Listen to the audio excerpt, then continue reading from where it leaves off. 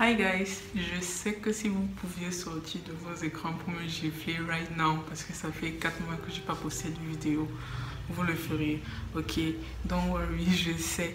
Mais le plus important c'est que je sois de retour aujourd'hui pour une nouvelle vidéo. Je sais que 4 mois quand même c'est beaucoup, c'est vraiment beaucoup. Hein, pour une youtubeuse qui se dit active, c'est vraiment trop. Je ne peux pas vous promettre que ça va pas se reproduire parce que bon, mon planning universitaire est chaud. Mais bon, voilà, même le petit Dieu qui est là-haut, il sait que c'était vraiment difficile pour moi de poster des vidéos. Mais bon, comme je disais, le plus important c'est que je sois là aujourd'hui.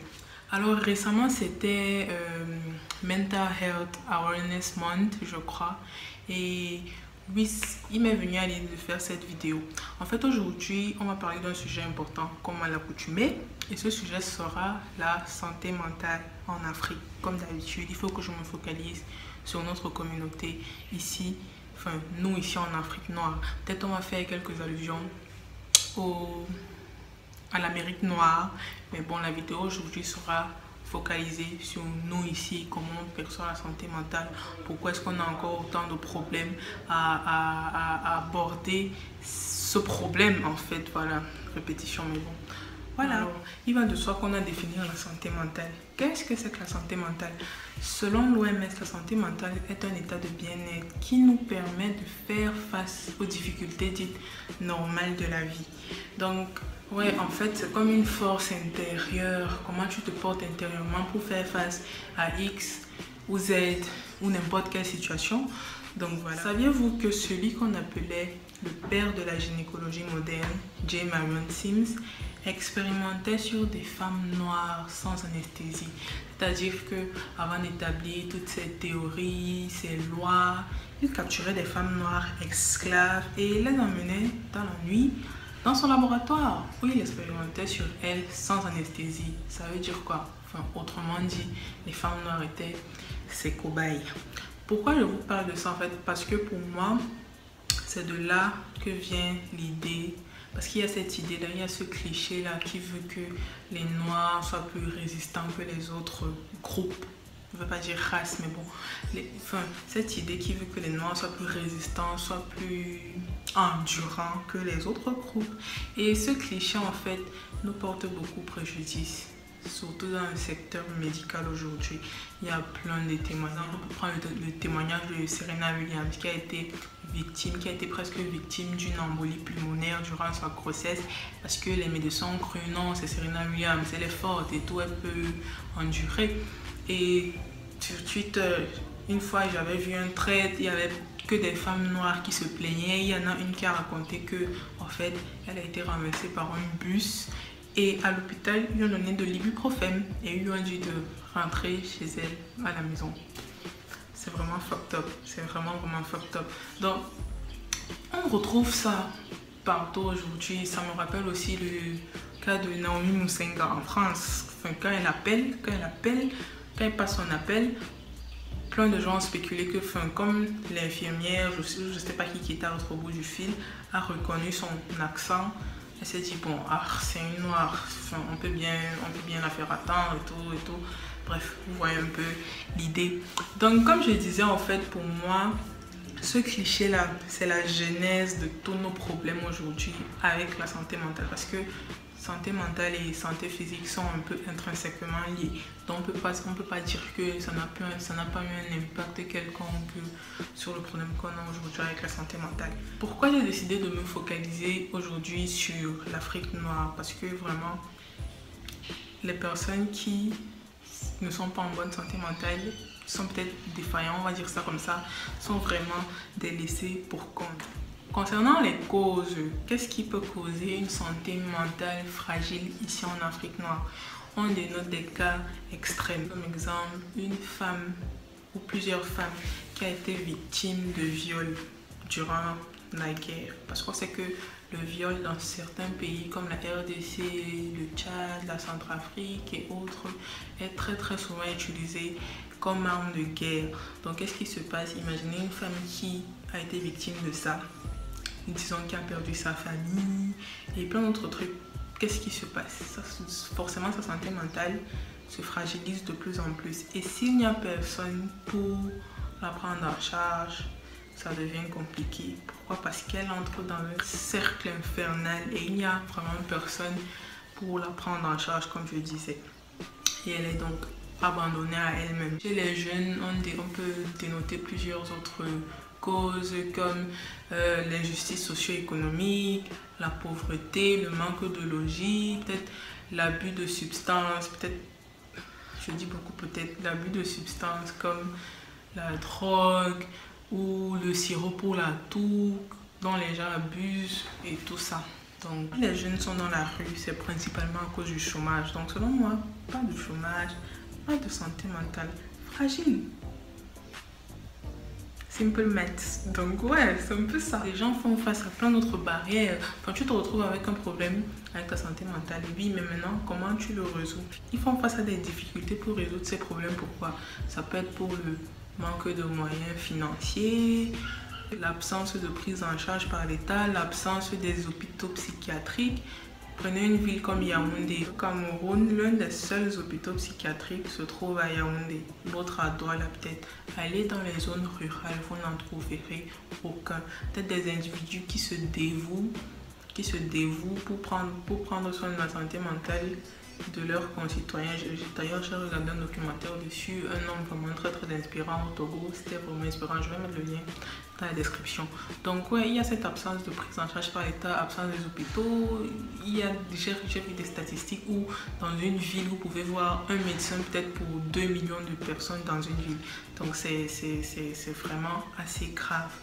À part l'absence de prise en charge par l'État, l'autre problème, c'est nous-mêmes. Je vous explique. Il y a une conception culturelle qui est basée sur une idée plutôt fausse que la santé mentale, c'est de la sorcellerie ici en Afrique. C'est ainsi que vous allez entendre des commentaires négatifs, genre c'est le diable qui est entré en lui, il faut prier Dieu, il faut trouver Dieu, tu ne vas pas avoir de problème, tu ne vas pas sombrer dans la dépression, tu ne vas pas avoir de problème de santé mentale. Donc, autrement dit, pour certaines personnes, prier, ça suffit. He also runs prayer gatherings that attract thousands of people who donate to his church. Patients stay for weeks, months, even years, often without any diagnosis. I really hate to say this. I really hate to say this. Mais en fait, vous ne pouvez pas demander à quelqu'un qui n'a plus de quiétude mentale d'aller chercher Dieu. C'est impossible.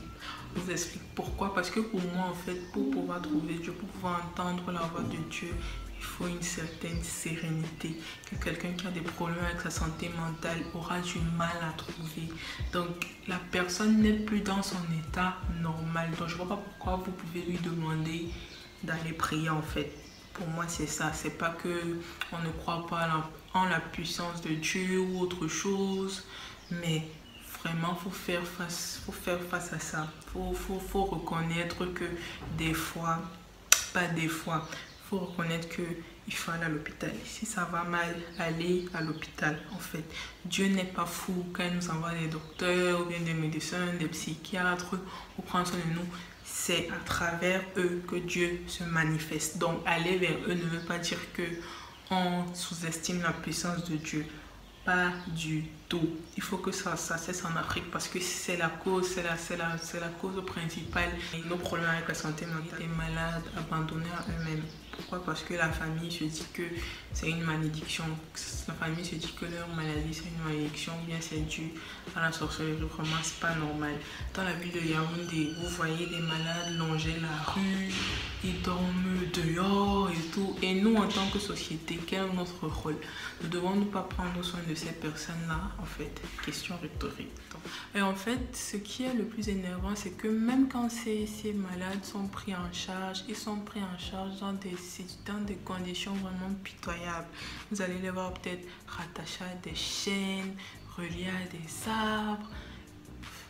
Je vous laisse la preuve en image. Peut-être certains ne vont pas me croire tellement c'est grossier, mais bon.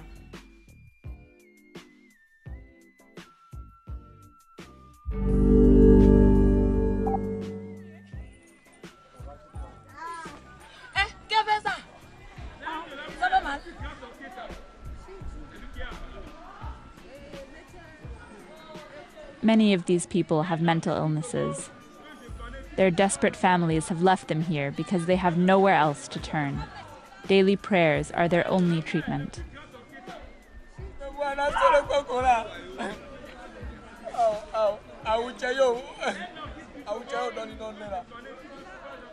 This prayer center is one of the largest in Togo and one of many across West Africa. This evangelical pastor says he's doing God's work here. Si quelqu'un est malade, comme un trouble mentaux, on n'a qu'à venir chez nous et on va prier pour eux. Par la grâce de Dieu, il va trouver la guérison. Donc, vraiment, est-ce qu'on peut alors blâmer ces personnes? Parce que ces personnes, contrairement au gouvernement, essayent de faire quelque chose, même si ce n'est pas la meilleure manière de faire. Donc, vraiment, il faut que le gouvernement prenne les choses en main. Parce que là, vraiment, on n'en peut plus. On ne peut plus vivre ainsi. Aussi incroyable que cela pourra paraître, certaines personnes vous diront même que la maladie mentale, c'est un problème de blanc. C'est vraiment incroyable, mais certaines personnes pensent ça. Que les Noirs ne peuvent pas être atteints de ça, que c'est un problème de blanc. Ce sont les blancs qui sont fous. Et plein d'autres synapses du genre. Il serait temps de stopper avec ces bêtises. La maladie ne discrimine pas. Si ça doit t'attraper, ça va t'attraper. Ça va pas t'esquiver parce que, oh non, laisse-moi plutôt aller attraper le blanc. N'importe quoi, boule. Donc, il serait vraiment temps d'arrêter ça. Si j'entends ça encore une seule fois, je vais vriller. Et en fait, c'est problématique. Pourquoi? Parce que c'est se déshumaniser soi-même, en fait. Quoi, tu es supernatural, tu es quoi? Un être qui est hors de cette planète pour ne jamais tomber malade. Donc genre c'est seulement le blanc qui tombe malade. Donc c'est une fragilité que tu reconnais au blanc, mais tu ne reconnais pas à toi-même. Enfin, tu t'enlèves ton humanité, en fait tu te déshumanises. C'est vraiment problématique, il faut qu'on en finisse avec ça. En fait, nous sommes la génération woke.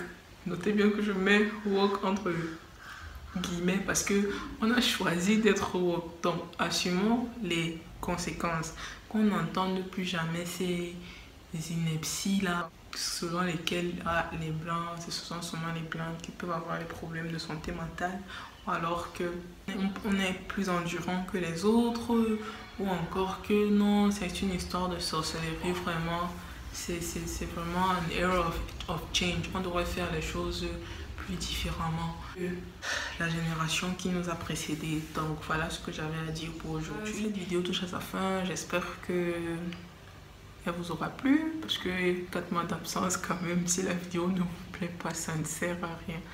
Donc voilà, la santé mentale, c'est un sujet vraiment important et ça me tient à cœur. Donc je tiens à vous rappeler de toujours check on your friends. Enfin, assurez-vous que vos amis vont bien, même ceux qui ont l'air d'être et tout ça. Vraiment, on sait vraiment jamais ce qui se cache derrière cette carte. J'aimerais vous remercier parce que j'ai atteint les 1600 abonnés depuis longtemps déjà, même si j'ai fait 4 mois d'inactivité. Donc voilà, ça me touche vraiment beaucoup. Donc continuez de dire à vos amis, vos familles, vos mères, vos pères, vos grands-mères de s'abonner pour que la communauté s'agrandisse et pour qu'on puisse continuer d'aborder des sujets aussi fâcheux.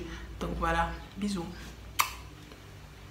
Je tiens à dire que si la santé mentale est un truc de blanc, si prendre soin de sa santé mentale est un truc de blanc, alors appelez-moi Marie Mayonnaise.